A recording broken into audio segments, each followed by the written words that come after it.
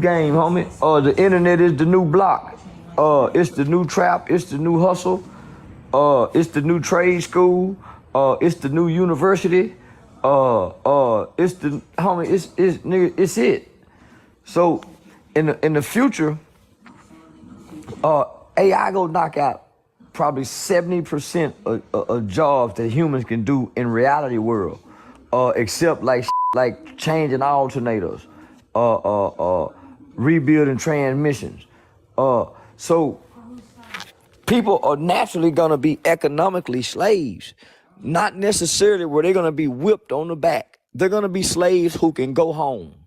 They're gonna be slaves who don't have to live on the plantation. They can go home.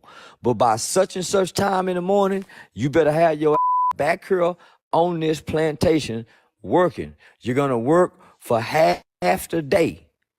You're gonna work for half the day. You're not gonna be able to take off to go to your kids' luncheons. You won't be able to go off to go to your kids' award ceremonies. You won't be able to take off to take your kids to the doctor. If you get sick, you won't be able to get a lot of sick days, or you're not gonna be able. So it's coming to that.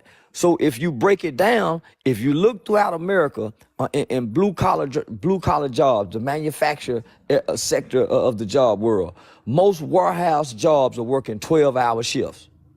Truck drivers are driving 16 to 18 hours sometime. So most people are working half the day. You sleeping 4 to 6 hours. That's a slave life. But we don't see it as that, right? So at work, we're slaves. When you log on to social media, you turn into a digital slave because you're on here and everybody is making money off of your labor, your intellectual property, your time, your energy, your pictures, and your posts, and you don't get nothing in return. So most people are digital slaves when they log on to here because they don't know how to tap into the monetization. And this is a multi-trillion-dollar industry just by you logging on, all the advertising, all the commercials you watch. So why not tap into each social media platform that you own and figure out how to get paid off of it? Facts. That's 100. So the first question that we have for you today is, we watch your channel on YouTube that's called Game Related Podcast. We noticed when you were doing one of your interviews, you spoke about the United Nations. If you were on the podium today speaking on behalf of Black people, what would you say to the United Nations? That Black people need to be identified as a nation and not a race. Because we could never get what's due to us because of our classification and how we're identified. We're not a race of people. We are a nation of people who was brought to a land and trapped in bondage and oppression, right? The United Nations says that this country owes us reparations, just like every other nation of people have got reparations. We are the only people on earth who haven't been reparated. So with that being said, there's an open seat. There's an open seat at the United Nations for us. We don't have nobody to speak for us at the United Nations. So that's the first and foremost. I would claim us as a nation. Our name is nigger. Our name is nigger. Our religion is niggerism. We have a flag. So we first have to re-identify and reclassify ourselves to the world. We are not Black Americans. Black is a color. White people don't identify as really white. They go whatever German, Irish descent that they have is what they identify with, their bloodline. But we don't have a bloodline because our bloodline was mixed up by way of inbreeding, slave breeding. This baby sold that way, the mother sold that way, the father sold that way. So we don't know our bloodline. Well, Mr. Charles, do you know what steps it take to get to the UN? Somebody to buy a ticket and fight and talk. Stop trying to go to DC. Stop trying to meet with our congressmen. So that take these passport brothers, homie, who done went and done things across the country, across the world. But if we all made a cry, we all made a plea. We did it for George Floyd, and got the United Nations attention for George Floyd.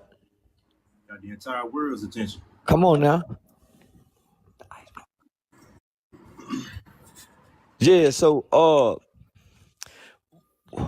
we don't have the time or the luxury to do it, but we can create uh a student council. There's a student council member in middle school that's running for student council. There's a young lady that's gonna graduate from the next high school graduating class. She's gonna graduate the top of the class, cum laude. There's a young dynamic, young black dude that made it out the hood that's just now for the pass the bar exam, and he's gonna become a lawyer.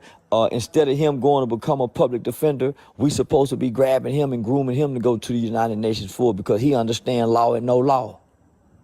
The person who go to the United Nations have to understand law and know law. That's what Johnny Cochran died trying to do, homie. He was the one that was going to the United Nations, but he died on us.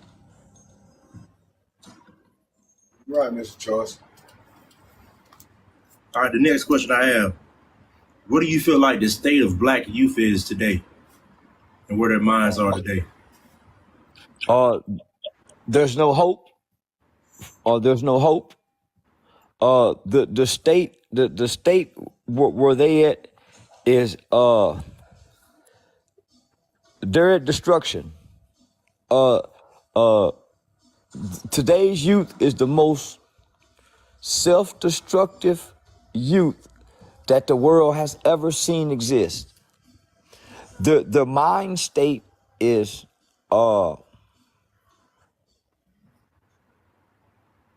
it's natural to rebel as children, as young people. It's natural to have some form of resentment toward authorities and adults during your adolescent stage. But this group of children in this era, they're not getting to make it out their adolescent stage because they're hateful children. I'm a fan just like you as a Tupac, Mr. Charleston, right? I'm a fan. I came up in the 80s just like you have. I'm a fan of Pac. When I listen to Pac, it's like he's talking about this generation of kids. He I was. got out of that when I listened to him. He was. About this generation of kids. He wasn't talking about us. What I see now, I see Mr. Charleston. I don't see any black pride, and that's scary. Well, no black pride. You can't have black pride if you ain't got black love. You can't have black love if you don't have self-love. You can't have self-love if you ain't get mother love, father love, grandma. You got to get some love, some form of affection. But in our race, I'm looking at our race, and I go state to state just like you. And I see our race is the state they in, the kids, the state of mind these kids are in, man. I don't think we'll make it to 2050. My generation and your generation, it's something wrong with this generation of humans because they're scared. It's like the Willie Lynch syndrome is sitting in them. It's like they're scared of the youth. And I'm one of the ones who ain't scared of the youth. Me and you almost the same person, but in different bodies. That's because we don't live in the home with them. The people in the home scared of them. That's why everybody else scared of them. And I witnessed that, and I see as I go, Mr. Charleston, I'm like, I'm looking at the homes, and I'm looking at the parenting. I'm like, ain't no discipline in these homes. And then when I come out in society, being that I'm an 80s baby, you know what I'm saying? I came up under love and all that, and giving back and giving that and respect. Yes, sir. No, sir. When you see an adult talking, you don't talk. You don't talk back to an adult. You let the adult handle the situation. What I'm seeing self-discretion like you see, and I listen to these Tupac songs as regular. I'm seeing the self-discretion. I don't see no growth in it. And the parents ain't trying to see it. It's like everybody's caught up in this social media life. And it's just our people. Because I go around to different states.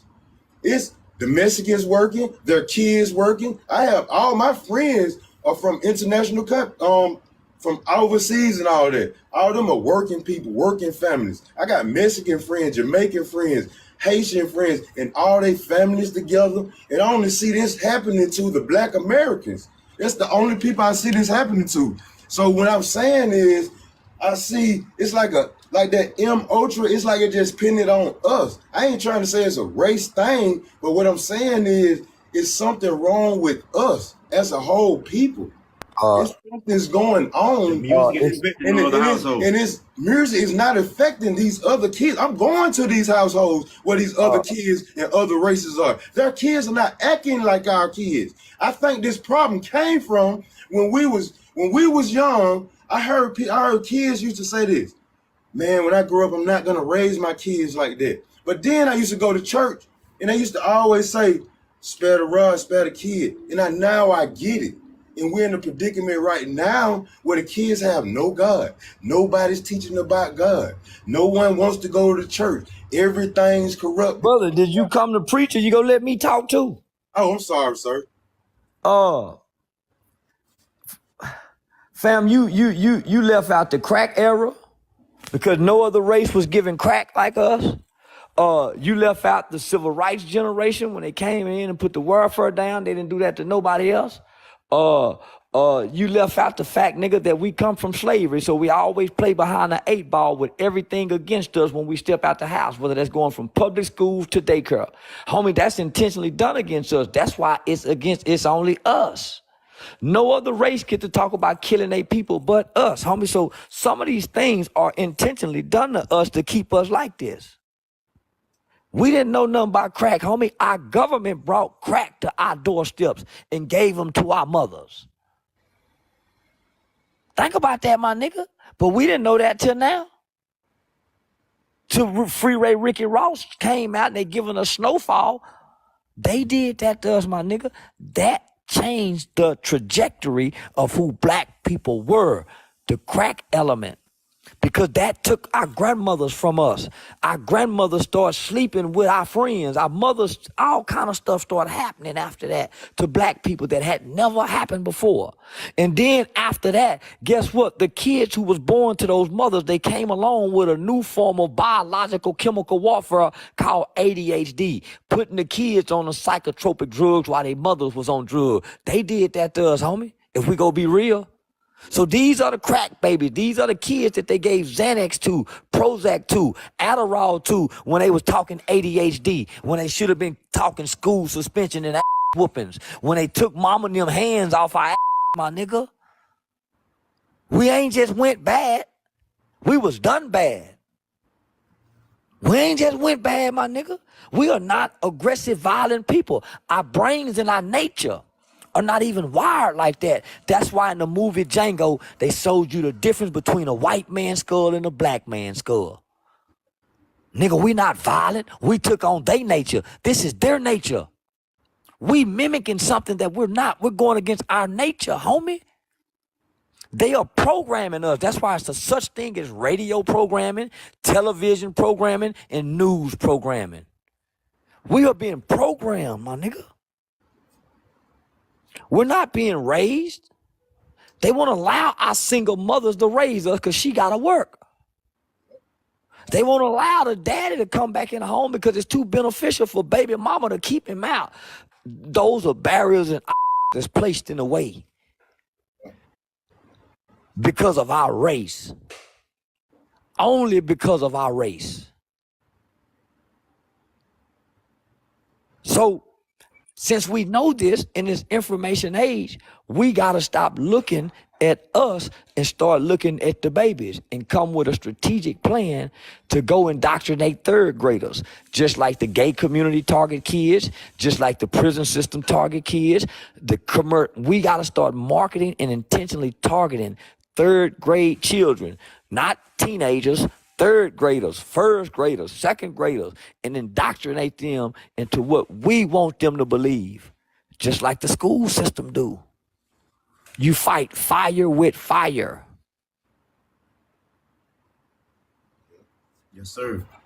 The next question we got for you, Mr. Charleston, is what's next? I see everyone's constantly, their mind is stuck on Joe Biden and Donald Trump.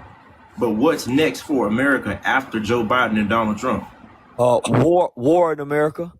It's inevitable that at some point in our lifetime that bombs will be dropped in America, just like every other country have had bombs, have had war in their country. Just like what we're seeing in Ukraine and Russia, it will be here. But the only difference is the people to do us like that is already here and planted. They was here. They've been here since the 80s.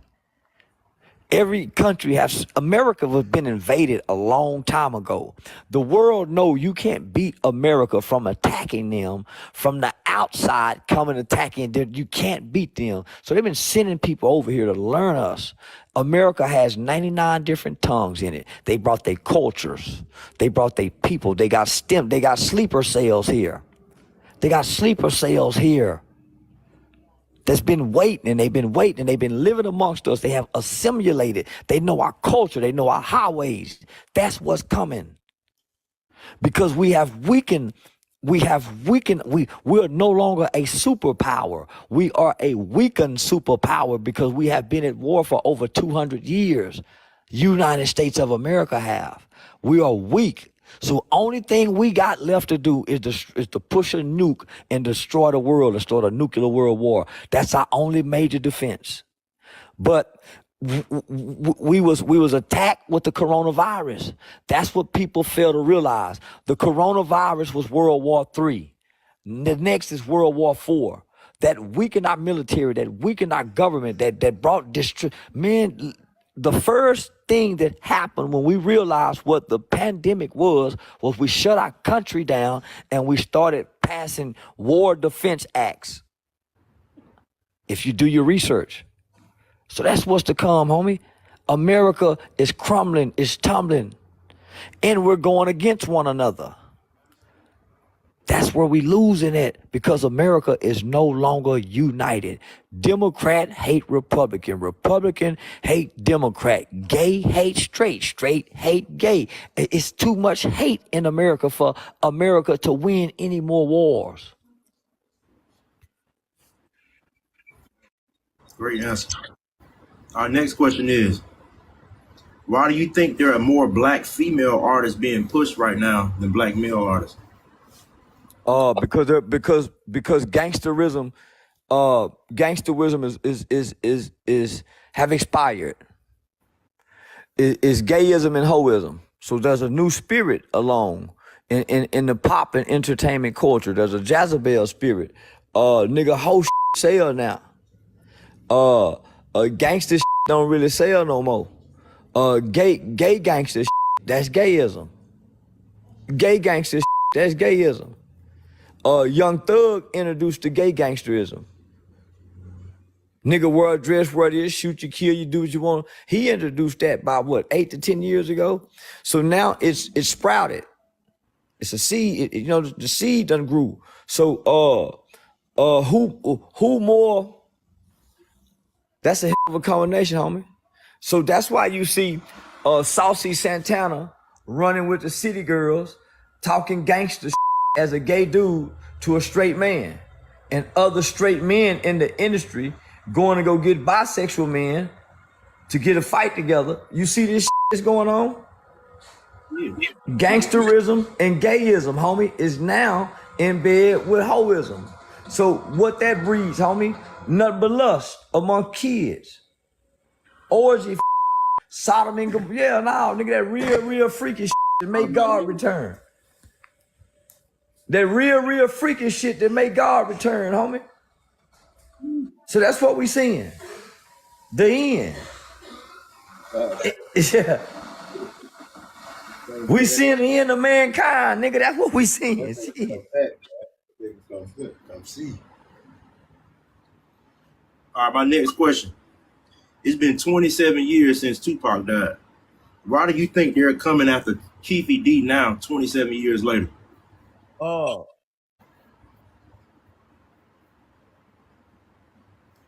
This all this information have been known. So nothing new has occurred.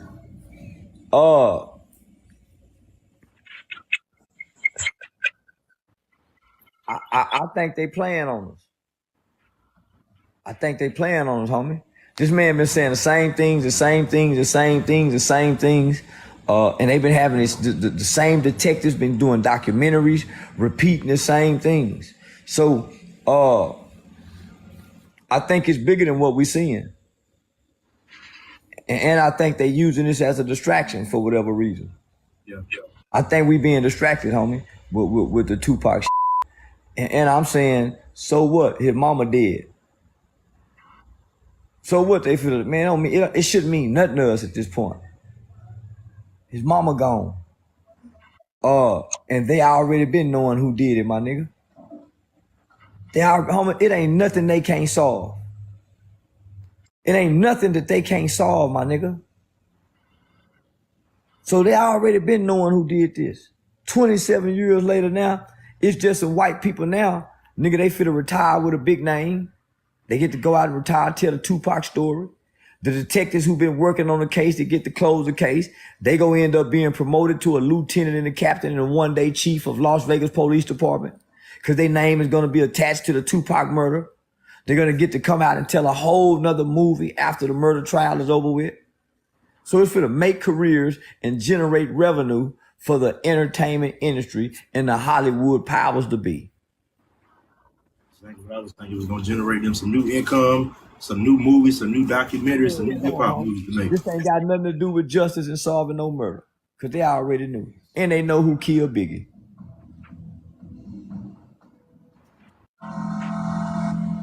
All right, my next question is, why do you think most male celebrities like Deion Sanders, Shaquille O'Neal, Jamie Foxx, and Young Jock are required at some point in their career to wear a dress to be successful? But they wouldn't take the why? Nigga, I brought a dress, but I ain't taking that cause they think cause some of them like that dick. So they give you options, they don't force you. They lure you in. Yeah. Listen to me, homie. They give you options. They don't force you. They lure you in.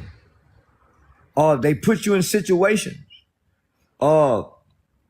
They take you through media training, as they would say. And in the process of media training, your gay publicist or your female publicist is gonna have a gay hairstylist. And all of y'all are gonna be staying in the same multi-million-dollar house during media training. But they're gonna keep you and the gay dude close to each other where y'all can share bathroom just in case you like gay dudes, and they can they're gonna put you in situations. So when you see these niggas in dresses and they seem like strong, straight men, they got women's, that's because they don't like they didn't want to take the this was their option. Because they don't force you, homie. They don't force you. That's why when you enter into their world, it's not by force. They don't force nobody into that world because you ain't gonna keep their secrets. If you're forced in, they give you options. Which door you want to go through? And them niggas pick their door. You got to pick your dough. You got to pick your door. When you want to go through, when you want to get to the light, you got to pick a door to go through. So, my next question is, and this is a very important question I think needs to be addressed in the black community. Why are black men failing to lead their households? We don't know how. We don't know how to love, and we don't know how to lead. You have to be trained up to do that, homie. The homie said it earlier. He said, "Spur the rod, spoil the child." But it also gave some instructions to the parent, not just to whoop your ass. Nigga, it says train up a child in the way. Training, not raise. There's a difference between raising and training. We was raised. We wasn't trained. So even the Africans, when they got to 13, they went off in the jungle and had to go through the training with the village leaders. White kids go to Boy Scout, get some kind of boy training. Nigga go to football, get some type of training on how to lead, whether you get to flip the coin. So military training. All men get training. What training we got, nigga? Other than mama whooping and correcting.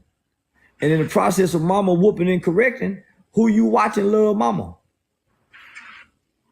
So, so when you get with this little girl, the little girl done been raised to be strong, nigga, to be independent from you. Cause they done already told her when she leave this house, don't you rely on now, mother. So she done already been raised to be independent from you. So how she's been raised to not to trust you and go against you, nigga. You ain't been trained to show her. So how she go listen to you? You ain't been trained to show her. So it becomes about what y'all feel. That's why she can't trust you to lead, because it's about what y'all feel. You ain't got no training. All right, my next question is, where do you think how did the no snitching policy begin in the black community? Where'd they come from? Gangster niggas. From the gangster niggas who got the niggas who was scared of them not to, and then the niggas who was tougher than everybody, they snitch. It was the gangster niggas who put the no snitching rule down. Y'all better not snitch. Only when it came, they broke the codes. You can go back and look at all the mafia bosses who told. They was the ones who put the rule down not to, only for them to do it. That still goes on now. That's why the G niggas who tell get to come back and still be G. Come on, my nigga. It used to be, nigga, nigga didn't have to tell. If it's 4 of us, one of us go just take it for all of us. And we did that because I know you gonna look out for my kids, you gonna go make sure mama trash taken care of, and you gonna put a little something on my books. Yeah, you might fuck my woman, but nigga, you gonna do this for me. Them rules and codes of ethics don't exist no more. Where nigga, I can raise my hand and say I did this so all 3 of y'all can go. That's how it used to be. But the niggas came along, homie, and it's always the nigga at the top who broke the rule. It wasn't the niggas at the bottom. The niggas at the bottom stayed loyal, would sacrifice their family and their kids for the niggas at the top. The nigga at the top, when he would give up the niggas at the bottom to get off. That's why this shit don't stay. That's why it ain't no more loyalty. The nigga at the top came up with a rule that he kept breaking. So that's why it's no honor amongst thieves. You would be loyal to this nigga, homie, that's got the homie, and he'll give you up. You his shooter. That's what John Gotti done to Sammy the Bull. That's why Sammy the Bull gave him up, nigga. They couldn't have got John Gotti without Sammy the Bull. But Sammy the killer. John wasn't the killer, Sammy was. So slavery, Jim Crow, heroin, gangs, crack, abortion, and no snitching, and gangster rap have been the most detrimental elements to black people's civilization in America. So go back and play this and take those things down, homie. The no snitching is in there with crack, Jim Crow, slavery, abortion. Yeah.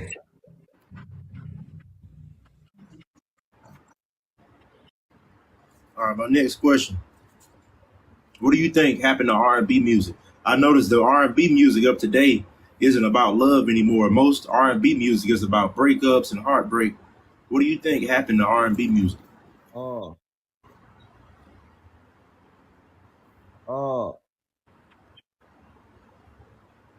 I don't hear any more love in the music. what love have left us, homie? Nigga, my niggas that kept out of here 80s, baby. Homie, all we knew was love in the 80s. It wasn't until the 90s when crack came, when love became kind of unidentifiable.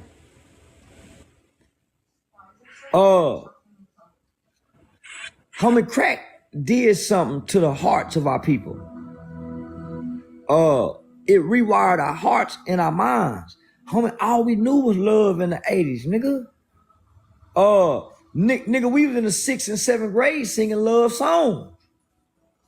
Nigga, the 90s had great love music. That was the product of the 80s, right? So the product of the 90s is, it went to more sexual in the 2000s. It became about sex.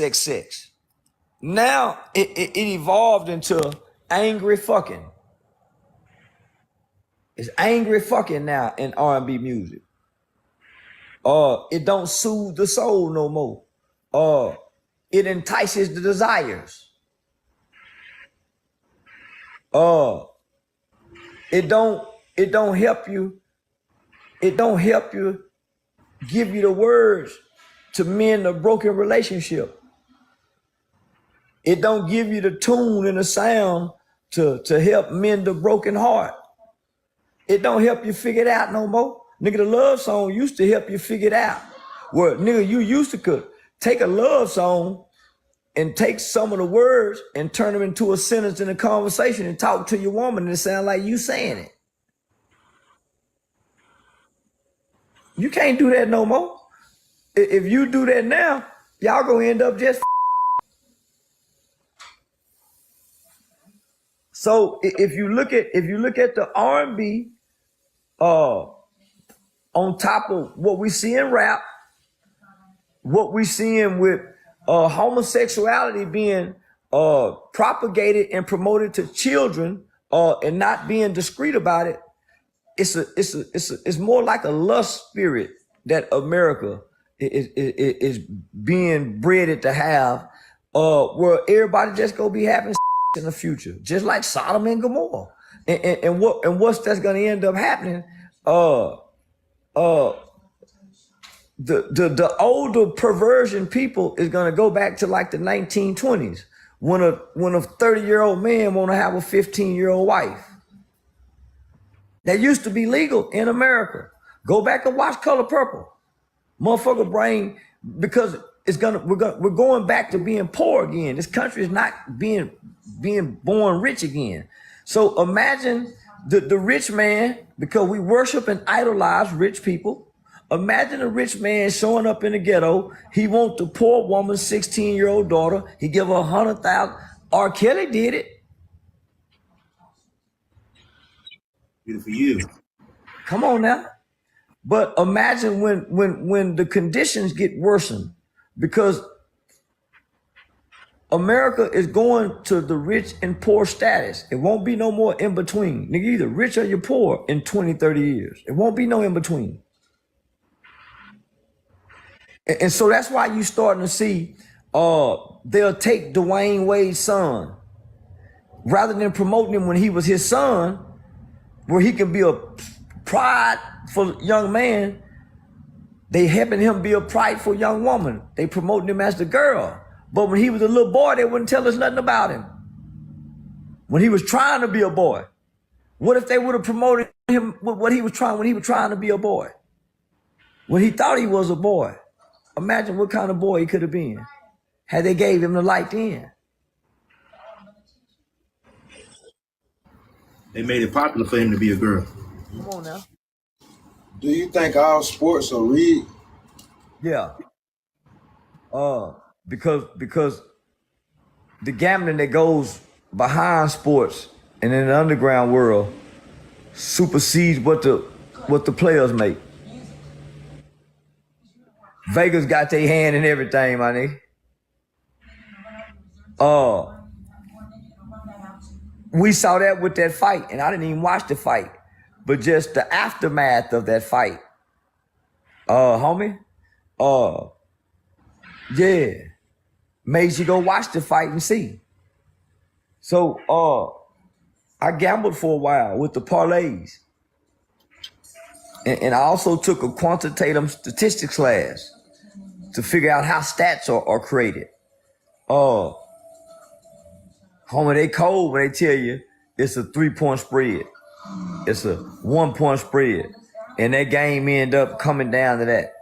How can they figure that out? So I just watched the game last night. They gave who was that team who missed that field goal at the end last night? They gave them a 2.5 point spread. They scored a touchdown, and all of a sudden, instead of them kicking an extra point with time expired to be able to win by 3 points, they get a unnecessary what it was called unsportsmanlike conduct penalty, and they missed the field goal, missed the point afterwards, and they didn't cover the 2.5 point spread and lose by 2. That's crazy. Come on. Let me just say this. That world, that underground world, is so powerful. It got John F. Kennedy to become president. Nigga, those people helped his daddy help him become president. When Donald Trump got ready to run, those people, nigga, do what they do and shake what they shake to make things happen. They control it. They control it, homie. They bet on everything, my nigga. That world bet on everything. And you don't know the faces of the players. That's how you know it's so powerful. Hey, who you think gonna win the election? Let's go around. You think Trump gonna pull it off?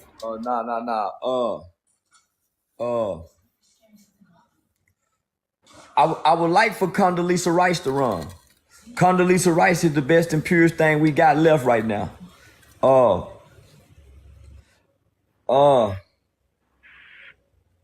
I think they gonna give us Biden again. Because Biden is a puppet. Biden is a puppet for the Ukrainians. They've been doing business over there for a long time, homie. Biden is a puppet for the Chinese, and they one of our enemies. He a puppet to them, homie.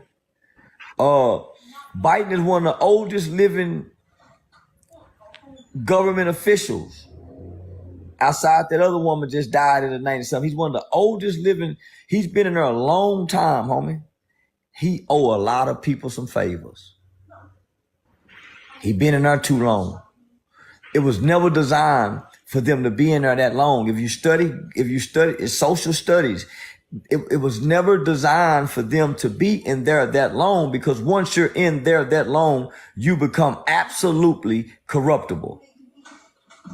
Absolute power, absolute corrupts. So that's why George Washington and those powers to be said that we're only going to do 2 terms. Because if you're in power for so long, homie, you corrupt. And he's corrupt.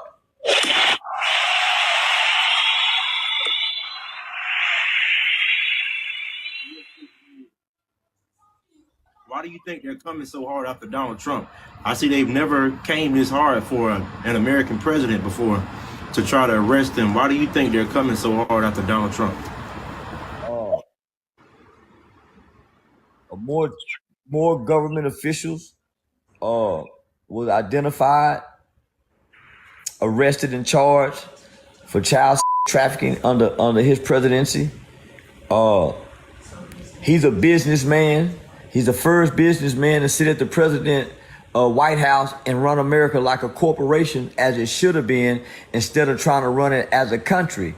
When you run it as a country, you see what's happening. America became a corporation in the 60s, I believe. Probably earlier than that. But this is a corporation. That's why you never hear them speak about the American citizen.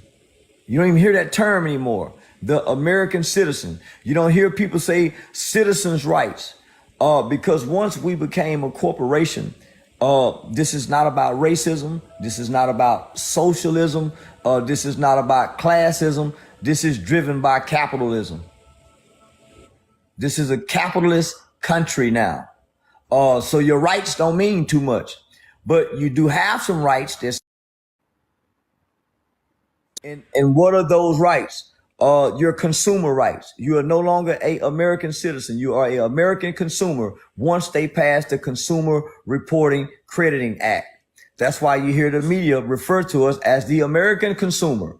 Well, we're identified as consumers now, homie, because this is a capitalist country. Capitalism. We stuck on socialism and racism. Socialism is a motherfucker getting your food stamp, welfare, stimulus checks.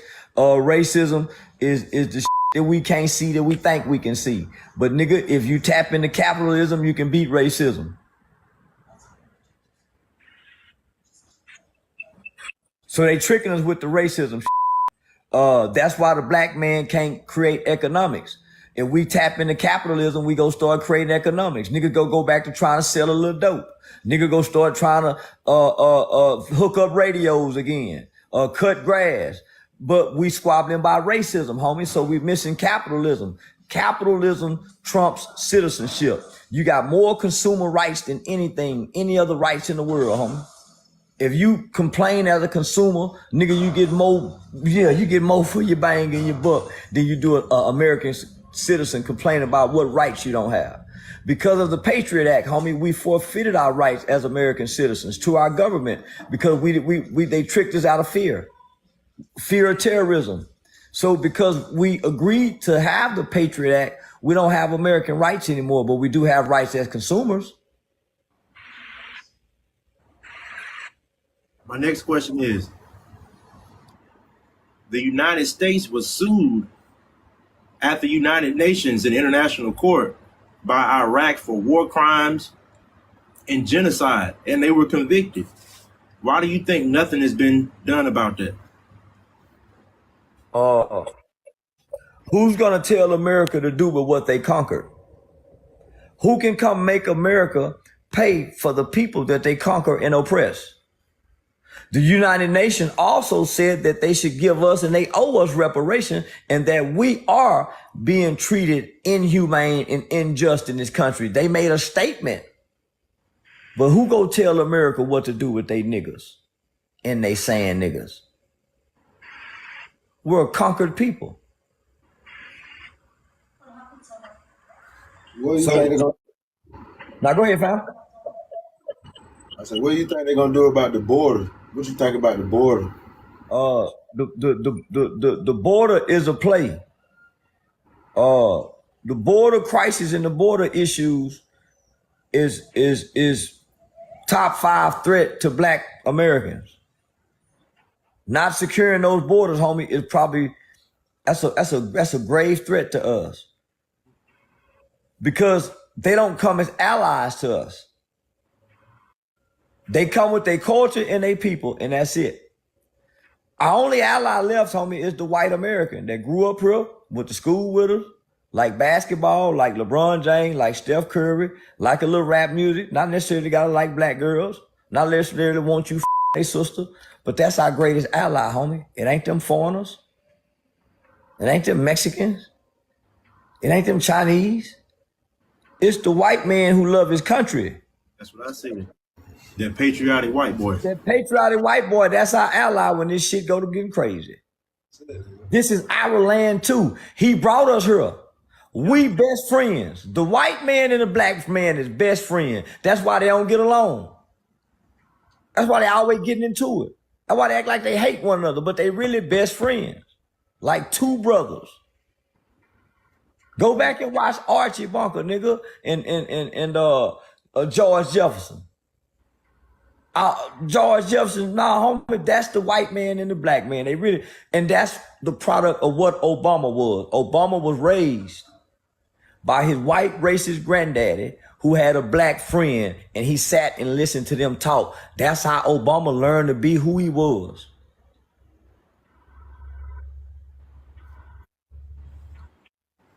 My next question is, what I've noticed in a lot of black families, once the grandmother passed away, once your older aunties and older aunt and uncles pass away, you rarely see black families get together anymore. I don't see any black family reunions. I don't see black families getting together during Christmas time or Thanksgiving time. Everybody's doing their own thing in their own household. Why aren't black families getting together anymore? But they lose their griot. The Africans call that individual the griot. The griot. Naturally, the griot is oral historian. So Africans were oral historians. To remember everything, homie, you got to have a great mind, even when you're old. And to be able to remember different recipes, different ways, remedies, different ways to do things. So to remember all this so you can teach this, right? The reason why it dies because nobody is in the kitchen cooking when grandmama cooking during the family gathering. We show up when the food done. Nobody's in the kitchen getting the recipes. Nobody's going over there sitting at the foot of the bed talking to her, asking questions, drinking from the river of the old. Sitting at the feet of the old, nigga, picking up what they dropping down. Ain't nobody doing that no more. We shame the old now. That's why young kids think something wrong with being old and they try to make you look bad for being old. Because we never learn to get from the old. So when grandmama gone, homie, our whole family gone because we don't know nothing no more. We don't know who her mama was, who her daddy was. We don't know nothing about the family no more. So guess what? We lost in the wilderness when they gone. A family divided. So now we don't eat together no more. And now our children grow up in a world alone by themselves and they once had a family and they don't have no family no more because they lost connection by way of their parents. The grown-ups get selfish, homie, and realize that one day I'm gonna be gone, man. And these kids gonna need each other as family so they don't feel alone in this world, homie. But because we fucked up, we drag our kids over here in the corner. When we leave this earth, they by themselves. They don't know their cousins. They don't know nothing inside their family to connect. They just vulnerable out here. Same thing we was just saying. It's like we got family members who haven't even met their cousins. We got family members who are 10 and 11 years old who are cooped up in the house who haven't even gotten an opportunity to meet any of their family members. It's like families aren't how they used to be back in the day. You know how in white families, if you got a meth addict nephew, the family still supports them. They're gonna take him to rehab. But if it feels like if you have flaws in the black community, your family cuts you off. Why do you feel that? But they'll have these on and off relationship with their friends. They'll be more forgiving to their friends than they would their family. That comes from bitterness. That comes from bitterness, homie. That's the unhealed childhood trauma. When all the family is so quick to dislike and hate and not talk to one another. That's the bitterness in the family that's getting passed down to the kids. Cause the kids want to know their cousin over there. The kids want to play with their cousin, but they can't go play cause mama and daddy don't like each other. So that's the curse that you put on the kids. The white man don't do that. The white man don't divide the family. So when we get grown, like right now, at some point, nigga, somebody in the family got to say, man, I'm gonna be the one to do this. We're gonna start having Sunday dinner, such and such, such and such. At least once a month, we're gonna have dinner over here. Somebody got to start making that sacrifice. Homie, I watched my mama put the family back together doing that. And right now today, nigga, every Sunday we got to be at mama house, nigga. Grandmama go be over there. And the ones that don't like each other don't speak to each other. But them kids go in their backyard and play, get on the trampoline and all that together. They don't know this is going on with the grown. They miss their cousin. These kids don't even get to meet their cousins because of beef that the cousins and the aunties and the mama that had from 10, 20, 30 years ago. What you got next, man? Yeah, I can't. Where this podcast go be at, my nigga? I like this podcast. Y'all got some straight up legitimate questions too, man. I like this. Yeah, for sure. For say we've been taking notes. I'm telling you, everything that you say, we're not some of those people who just listening. I'm applying everything. I have a Schedule C nonprofit. I started my channel. Everything, every step, all the game that you gave, I'm the one of those people. I'm game related. I applied everything. My TikTok channel is monetized. I got products I'm selling on TikTok. Soaps, shea butters. You got a nonprofit organization? Yes, sir. It's called Young for Youth. Yes, sir. I have my own nonprofit organization. I'm reaching out to the young youth in any way possible that we can help. I'm trying to get them from ages from 5 to 15. Perfect number. Perfect number. Nigga, that's a perfect number. From 5 to 15. Another thing I wanted to ask you. I was listening to the radio a couple of weeks ago, and there was a study that came. I don't know if it was from the National Child Society, but they had a study that said children who are introduced to a tablet or an iPad before the ages of 3 years old have learning deficiencies. How do you feel about that? But because it dumbs down the brain. It reduces your ability to critically think. So when you give a kid that shit, homie, the kid is soaking up. But because the phone does so much, the kid don't get to soak nothing. We had Legos to tap into that side of our brain. We had crossword puzzles to develop that part of our brain. They don't have that. They're just watching videos, cartoons, another kid. So nothing's developing and igniting the brain. So, man, it's like the little be retarded. Yeah. Be like I don't say it like that, man. Yeah, because for one, homie, the engagement of humans is the critical part of brain development. Homie, being able to play with other kids, going outside, getting nature. When you get that motherfucker that phone at 1 year old, homie, nature don't exist to him no more. Going outside is not thrilling and appealing. And it's almost like it's a drug. They become addicted to the thrills that phone create. So what that phone does is all it does is taps into the dopamine side of the brain. It's like having like this little dopamine that just kicks off like, so man, they be retarded. Yeah, I can see it. I've been working with kids for too long. So part of one of my examples that I talk about is soon as a child begins to understand life, right from wrong, stop that, don't do that, and starts getting on the parents' nerves, the phone becomes the new pacifier. When that motherfucker cries somewhere, they get that motherfucker the phone, he quit crying. He cry for man, listen, the baby be eating looking at the phone. The baby be getting bathed and eating at the phone. Baby be getting breastfed looking at the phone. You know, when I was little, when I was like in the 80s, when I was little, my grandma raising up, when she know we were comprehending, she'll make up here something in the track and she'll be like, take that to the track can. What? If you can do that, you can comprehend the sheep, and it's over with from now. You finna get sprung. Yeah. If you can say boo boo, pee pee, you can learn how to go pee. That's right. If you come tell me that you in this pamper, you got good, this is your you learning. You can be directed and instructed now. But you handicap them when you continue to let them pee. Yeah. That's where Kotlin come in at. Oh, that's why it's important to give them Legos or crossword puzzles, shit that they got to figure out. It's important to tell them, go in there and find it. Mama, I can't find it. Tell them where it's at and let them find it. You don't go get it. Let them get frustrated trying to find it. That's what I do with my son. My son my just grandma turned used to 5 do months. us like that.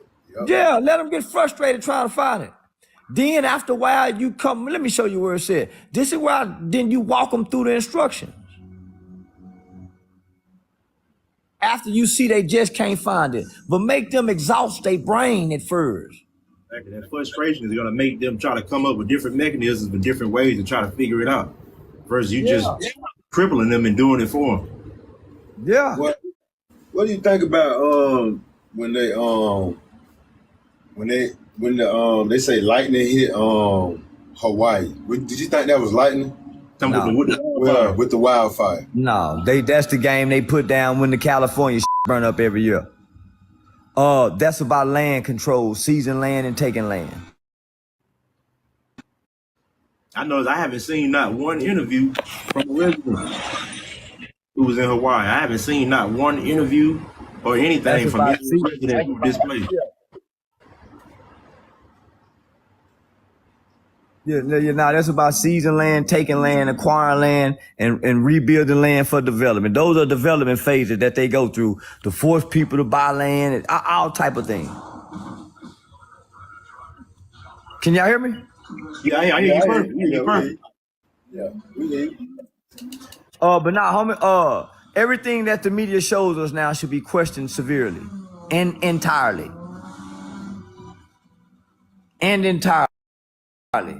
If they tell us it was a shooting, a main shooting, and they don't give us a lot of details, they don't give us no background, we don't hear from his family. Why do these men? No, man. Then the shooter in Maine, he didn't even get found. They said they found him dead. Come on, homie. There are sleeper cells in this country. There are sleeper cells in this country. People who have come into this country playing like they are Americans, look like they're Americans, talk like they're Americans, but they have been trained.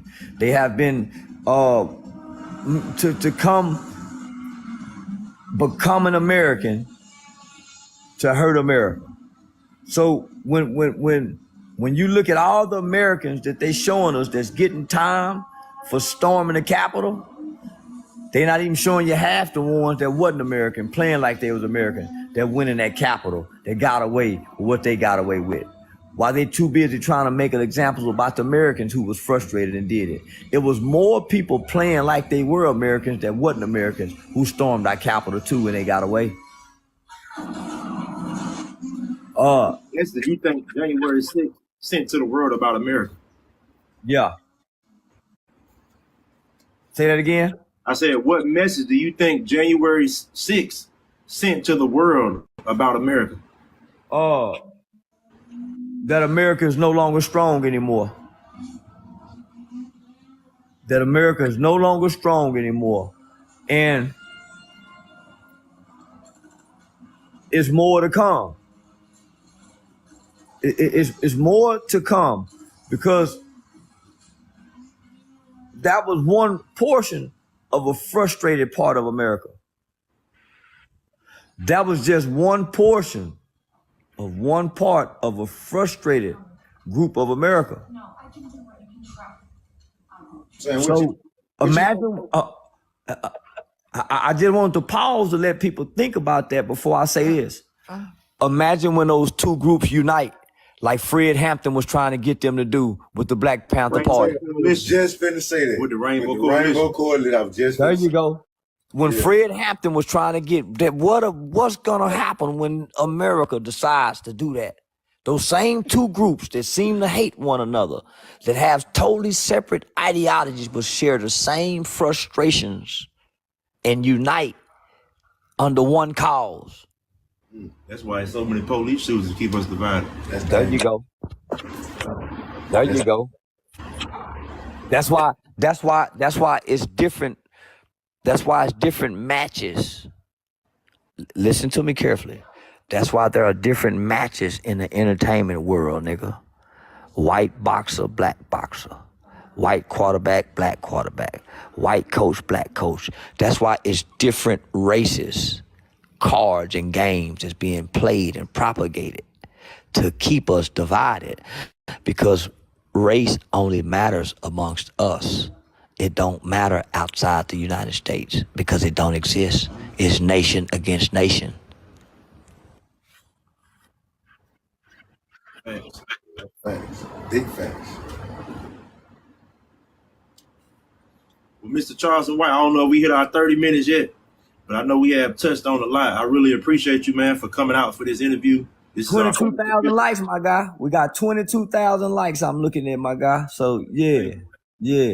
I really appreciate that. These are a lot of things that needed to be addressed in our community among